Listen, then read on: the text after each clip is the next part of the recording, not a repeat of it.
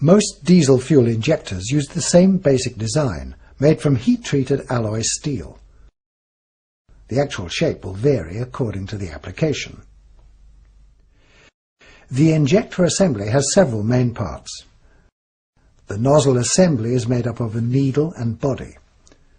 A pressure spring and spindle hold the needle on the seat in the nozzle body.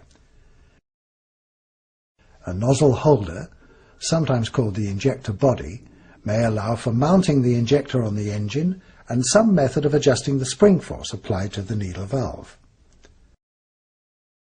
A cover keeps out dirt and water. The injection pump delivers fuel to the injector. The fuel passes through a drilling in the nozzle body to a chamber above where the needle valve seats in the nozzle assembly. As fuel pressure in the injector gallery rises, it acts on the tapered shoulder of the needle valve, increasing the pressure until it overcomes the force from the spring and lifts the needle valve from its seat. The highly pressurized fuel enters the engine at a high velocity in an atomized spray.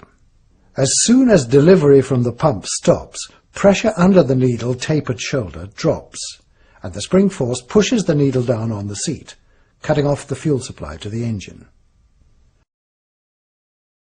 Some of the fuel is allowed to leak between the nozzle needle and the body to cool and lubricate the injector. This fuel is collected by the leak-off line and returned to the fuel tank for later use. There are two main types of injector nozzle, hole and pintle. Hole-type nozzles are commonly used in direct injection engines. They can be single-hole or multi-hole, and they operate at very high pressures, up to 200 atmospheres. They give a hard spray which is necessary to penetrate the highly compressed air. The fuel has a high velocity and good atomization, which is desirable in open combustion chamber engines. In pintle-type nozzles, a pin, or pintle, protrudes through a spray hole.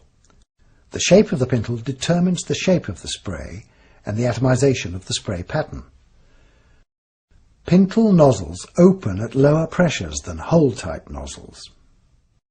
They're used in indirect injection engines, where the fuel has a comparatively short distance to travel and the air is not as compressed as in the main chamber.